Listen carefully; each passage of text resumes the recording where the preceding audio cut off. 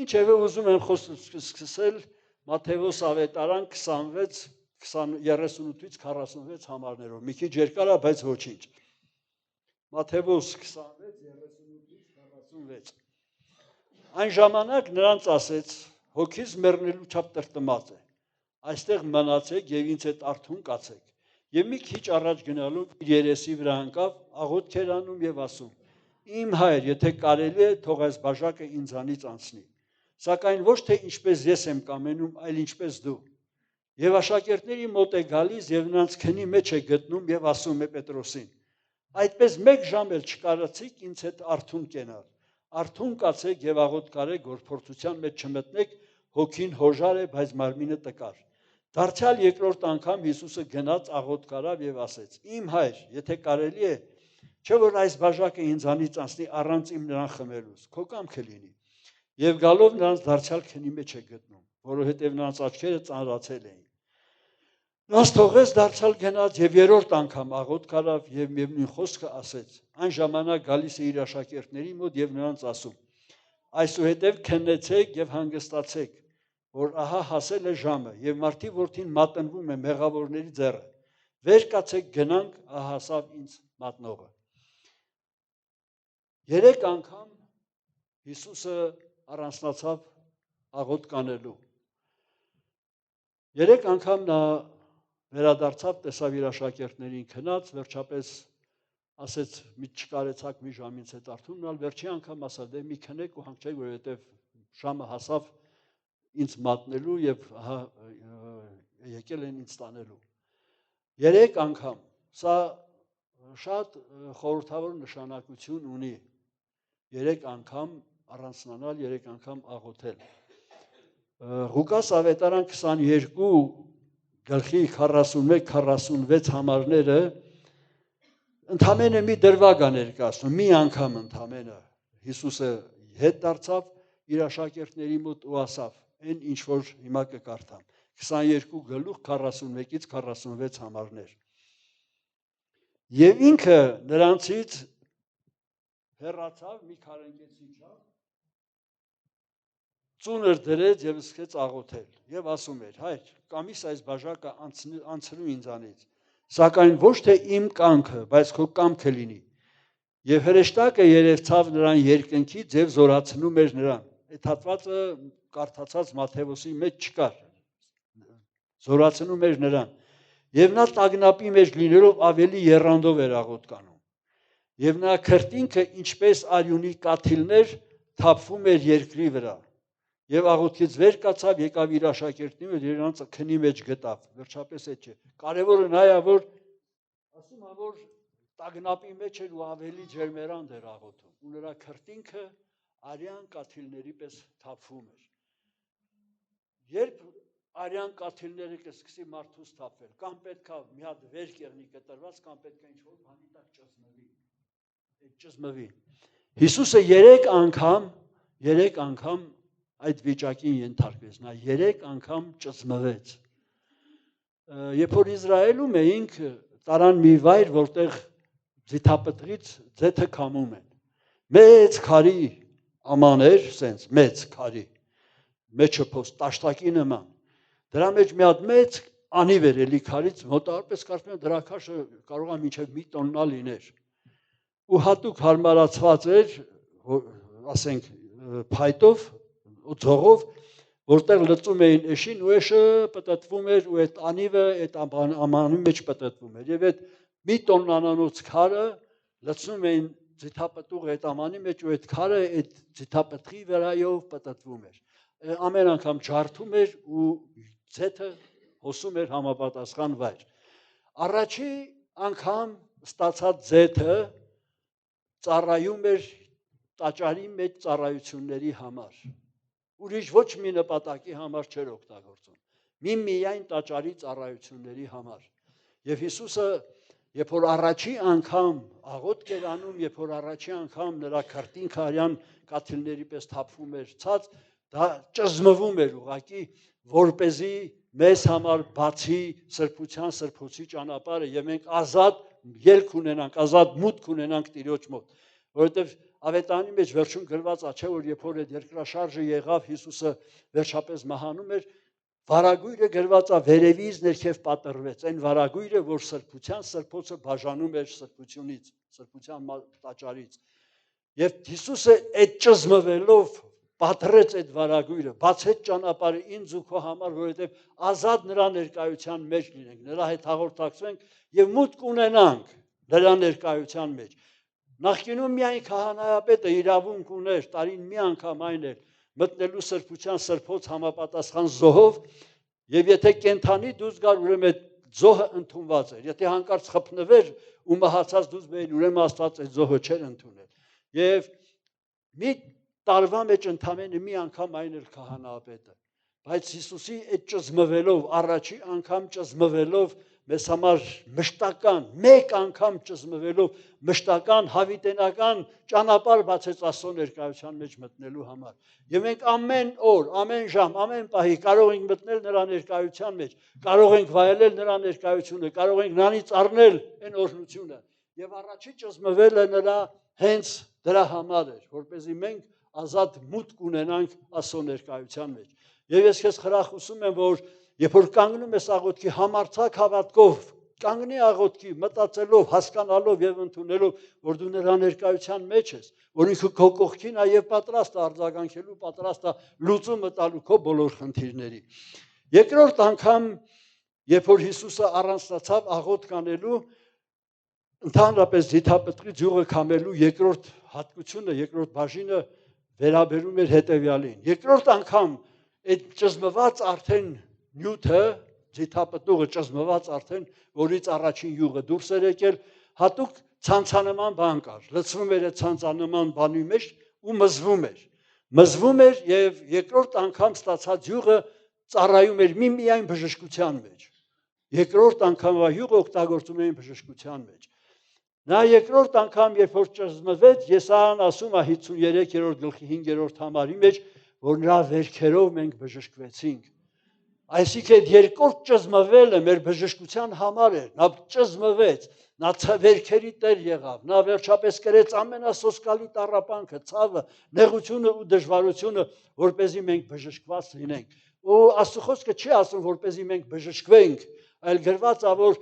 նրա վերքերով մենք բժշկվեցինք, կատարված փաստ է եւ մենք պիտի կարողանանք ընդունել։ Եվ Հիսուսը հենց դրա համար երկրորդ անգամ առանձնացավ ճզմվելու, առանձնացավ մզվելու, առանձնացավ քամվելու, որպեսզի մեզ համար բժշկություն ապահովի։ Եվ սա մեզ համար պետք է հավատ ներշնչող բան եղնի, եւ մենք պիտի կարողանանք մեր բոլոր հիվանդությունների, մեր ցավերի լուծումը տեսնել այդ վերքերի մեջ, այդ որ նա կրել է, տեսնել նրա ճզմվելու մեջ, որովհետեւ ուրիշ ճանապարհ չկար։ Ուրիշ ճանապարհ չէր կարող լինել մեզ սրբության սրբոցի մեջ տանելու, ուրիշ ճանապարհ չէր կարող լինել, որ մենք բժշկվեինք մեր ցավերից, մեր հիվանդություններից, մեր բոլոր նեղություններից, անեծքներից։ Միակ ճանապարհը Հիսուս էր իր ճզմվելու միջոցով, եւ նա ճզմվել ու կրել է պատիժը, որպեսզի այսօր ես ու դու ազատ եւ ուրախ լինենք եւ հաղթական լինենք։ Երրորդ անգամ գրված է, երրորդ անգամ առանձնացավ, որովհետեւ միշտ եկավ տեսավ աշակերտները քնած են։ Ես երբեմն մտածում եմ, ինչի համար է շեշտում, որ նրանք քնած են։ Իմ կարծիքով, իմ անհատական կարծիքը նրա համար է, որպեսզի Աստված այդ քունը բերեց աշակերտների վրա, որպեսզի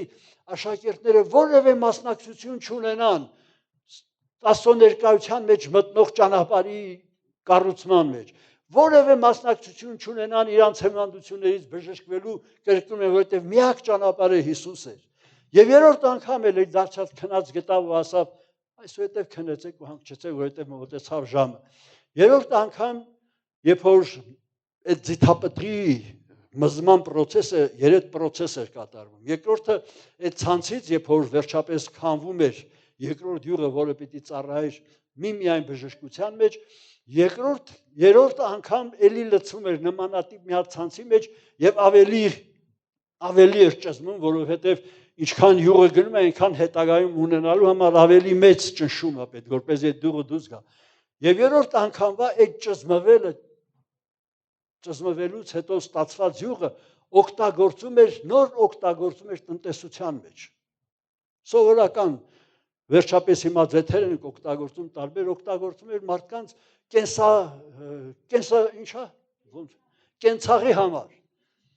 կենցաղի համար էր օգտագործում։ Ու զարմանալիորեն Հիսուսը թե մեր Աստծո ներկայության մեջ մտնելու, թե մեր փրկության խնդիրը լուծելու եւ թե մեր ապագա, մեր վերջապես կենսաձևը, մեր ապրելակերպը ապահովելու համար այդ չարչարանքները գրել է։ 3 բանի համար կարևոր նշանակություն ունեցող 3 բաների համար նա գրել է այդ չարչարանքը ու մեզ ազատ է արել։ Ես ուզում եմ շնորհակալություն հայտնել Զատկի տոնի կատաղակցությամբ ներկայացված այդ ներկայացումից շատ հրաշալի է, շատ օրհնված ենք, շատ վերջապես խոսուն եւ Լուսյան ասում է տաղանդավոր դերասաններ ունենք առանց կրթության եւ փառք Տիրոջը ուրախ ենք։ Բայց ես մի հատ ոչ թե սա քննադատելու համար եմ ասում կամ ստվեր գցելու այդ ամենի վրա, բայց ես մի բան նկատեցի, որ աղոթքի process-ը երբ որ առաջի անգամ աղոթեց, հետո եկավ քնած գտավ, երկրորդ անգամ ու երրորդ անգամ։ Ցավոք սրտի երրորդ անգամը բեմականացման մեջ ներկայացված չէր։ 2 անգամ էր ընդամենը։ Երրորդ անգամ ներկայացված չէր։ Ես մտածում եմ, տեսնես ինչու։ Հետո մտածեցի մի բան հասկացա, ասի այն երկուսի մեջ մեր ժողովուրդը էլի հավատում է, որ կարա Տիրոջ սրբության մեջ մտնի, ներկայության մեջ մտնի, վերքերով բժշկությանը էլի հավատ ունի, բայց կենցաղին, ապրելուն, ապրուստին, սրա մեջ այդքան էլ վստահ չի, որովհետև քրտնում են, ջանում են, տնքում են, անհանգստանում են, երբեմն բաց են թողնում հոգևոր ծառայություն, երբեմն պաշտամունք, որպեսզի վաստակեն, որպեսզի աշխատեն, որ իրանց կենսաձևը, կենցաղը ապահովեն։ Սրա համար մի քիչ թերություն են, գուցե դրա համար աչքաթող ենք արել, բաց ենք թողել, բայց խիստ կարևոր մի բան է դա եւ խիստ կարևոր նշանակություն ունի։ Երրորդ անգամ կրկնում եմ մեր հետագա, մեր վերջապես ապագա կամ մեր երկրային կյանքի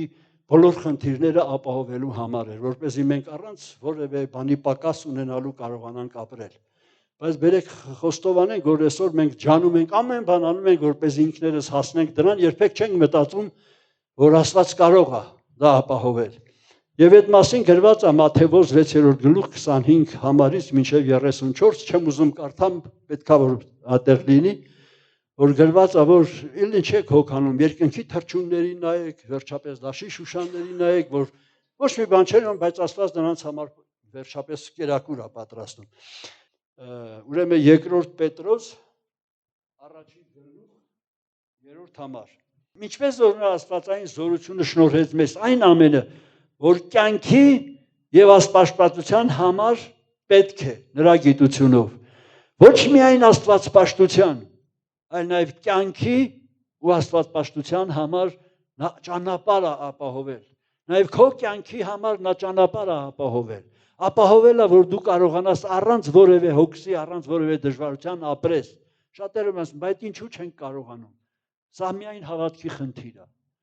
Որովհետև առանց հավատքի անհնար է Աստծուն հաճո լինել եւ անհնար է Աստծուց առնել։ Եվ եթե մենք իրականության մեջ կարողանանք հավատալ, որ Աստված նաեւ մեր կյանքի ապահովության համար ամեն բան լուծել է, մենք կհասնենք շատ բաների։ Վկայություններ շատ կան իհարկե, որ մարդիկ ինչին ձևերով ինչերի են հասել։ Այս քիչ առաջ ասեցի 7 միլիոնանոց չենք $500, դա անհնար է մարդկային տեսանկյունից, անհնար է, բայց Աստծո համար 7 միլիոններ, 700 միլիոններ, վերջապես 500-ն էլ մի արժեք ունեն։ Դրա համար արժեք չի հետաքրքրում նրան։ Չկա մի սահման, որ նրան նա չկարողանա լուծել։ Ինչպիսի սահման էլ ուզում է լինի, ինչ էլ ուզում է լինի, նա կարող է լուծել։ Եվ այդ մեր մի քիչ թերահավատություն այդ հարցում կարծում եմ, որ մեր աչքից, մեր տեսադաշտից վրիպել է տվել երրորդ անգամ, որ վերջապես այդ ներկայացման մեջ երրորդ անգամ ուներ։ Ոչինչ սա։ Բայց կրկնում եմ, ներկայացումը շատ հրաշալի էր։ Օրհնված ենք, այս ենք։ Այդտեղ չկա։ Տերը օրհնի աշխատողներին, Տերը օրհնի կատարողներին, Տերը օրհնի, որպեսզի մենք կարողանանք իրոք Աստծուն փառավորել այնպես, ինչպես արժանի է։ Մի փոքր դրվագ ելկար, սա ասում եմ նրա համար, որ հաջորդ անգամ մենք ի նկատի ունենանք։ Մի փոքր դրվագ ելկար այդտեղ, որովհետև գրված է, որ երբ որ եկան Հիսուսին տանելու, Հիսուսը դուրս եկավ, ասավում եք ուզում, ասեցին Հիսուսին։ Դեռ գրված որ հետ գնացին ու ինչ եղան։ Հետ գնացին ու ընկան։ Հետ գնալը կար, ընկնելը չկար։ Բեմականացման մեջ։ Սա եղակի ոչ թե կրկնում եմ, սաստվեր գցելու համար չեմ ասում։ Ես այնքան գոհ ենք, այնքան զգացված ենք, որ մինչև գալնելուս օրը անդադ դրանից ենք խոսացել, դրա մասին ենք խոսացել, Տերը օրհնի, կրկին անգամ եմ ասում։ Բայց մենք պիտի ուրեմն կարողանանք վստահել, որ նա նաև մեր կյանքի, ոչ միայն աստվածպաշտության, այլև նա մեր կյանքի համար ամեն բան պատրաստել է։ Շնորհել է, ոչ թե պատրաստ, գրված է, որ նրա աստվածային զորությունը շնորհեց մեզ այն ամենը, որ կյանքի եւ աստվածպաշտության համար պետք է նրա գիտությունով, որ մեզ կանչեց փառքով եւ առաքինությունով, որոնցով ամենամեծ եւ պատվական խոստումներն են տրված մեզ, որ նրանցով հաղորդակցվենք, հաղորդակից լինենք աստվածային բնությանը, աշխարհի մեծ ցանկությունից եղած ապականությունից հեռու փախչելով։ Եվ այդ ամենը տրվել է ինչի համար, որ նրանցով հաղորդակից լինենք աստվածային բնությանը։ Փառք Տիրոջը, որ Աստված ամեն բան պատրաստել է, հասկանում եք, ոչ մի բան, չկա մի բան, որ կիսատ թողած լինի, չկա մի բան, որ վերջը անավարտ եղած լինի, ամեն բան նա շնորհել է։ Նա ճզմվեց մեզ համար, կրկնում եմ, որպեսզի մենք ազատ մուտք ունենանք Աստծո ներկայության մեջ։ Երբ պետք է գիշեր, ցերեկ, առավոտ, իրիկու,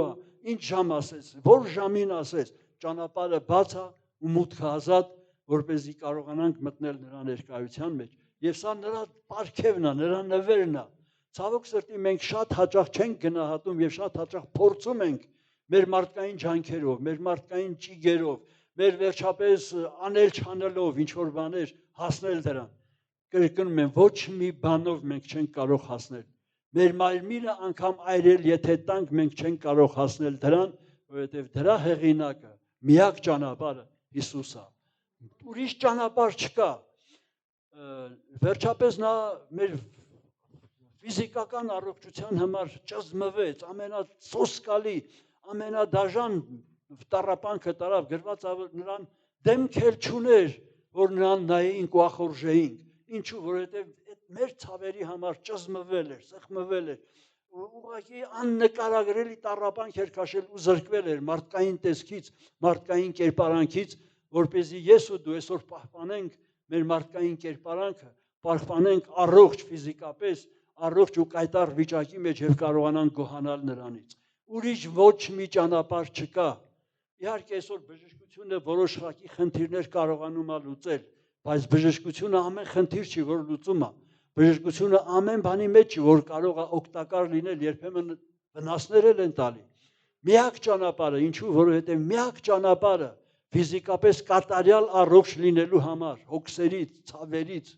բեռներից, տառապանքներից ազատ լինելու միակ ճանապարհը Հիսուս Քրիստոսն է։ Ուրիշ ճանապարհ չկա։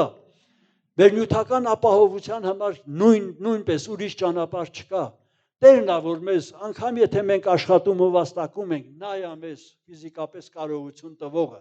նա է մեզ հնարավորություն տվողը, նա է մեզ առողջություն տվողը, որպեսզի մենք կարողանանք աշխատենք ու վաստակենք։ Աստծո խոսքը երբեք չի ասում, պարապ նստի ոչ մի բան մի անի ու առատապես կօրհնվես, չէ։ Պիտի աշխատենք, պիտի վերջապես վաստակենք, որպեսզի կարողանանք ապրել։ Բայց սա չպիտի լինի աստվածպաշտության հաշվին, սա չպիտի լինի մեր կենսաձևը, մեր ապրելաձևը։ Մենք պիտի կարողանանք համահունչ զուգահեռ ձևով, թե նա եւ թե մյուսը կարողանանք համահունչ ձևով կազմակերպել եւ կարողանանք ուրախ լինել։ Թե մենք, գիտես, երկու ծայրահեղություն ունենք, կամ չենք աշխատում, ասում ենք չենք աշխատելու, չենք ուզում աշխատենք, կամ էլ այնքան ենք աշխատում, որ հալումաշ ենք եղնում, հետո մեր աշխատած գումարը փոխանակ մեր սնունդը, մեր ուտելու, մեր ապրելու հարցը լուծի, մենք տալիս ենք հիվանդությունների, դեղերի, բժիշկների եւ վատնում ենք այդպես մեր վաստակածը։ Թող Տեր օգնի, որ մենք կարողանանք հավատալ, հասկանալ, որ նա մեր կյանքի եւ աստվածպաշտության համար ամեն խնդիր լուծել է։ Չկա մի խնդիր, որ լուծած չլինի։ Փառքը նրան լինի, մեծությունը նրան լինի։ թող օրհնվի նրա սքանչելի անունը, թող մեծարվի նա,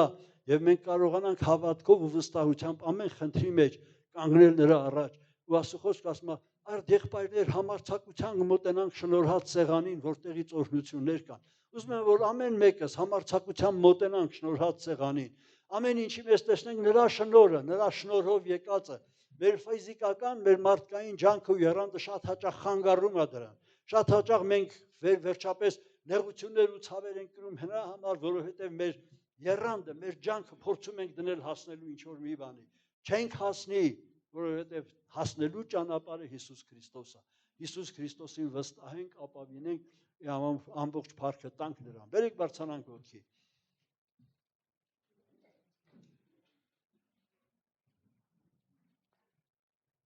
Այդ հավատքով ու վստահությամբ մեր սրտի շնորհակալությունը բերենք նրան։ Ասենք շնորհակալ ենք Տեր, որ սրբության սրբոցը բաց է մեզ համար, քո հետ հաղորդակցվելը ճանապարհը բաց է մեզ համար։ Շնորհակալություն, որ մեր հիվանդությունների պատիժը դու կրել ես ու մեզ ազատ ես արել։ Շնորհակալություն, որ մեր կյանքի ու աստվածաշնչության համար ամեն խնդիր լուծել ես, քո շնորհի, քո ճոխության միջոցով, եւ մենք քեզանից շնորհակալ ենք ու փառքը քեզ ենք տալի։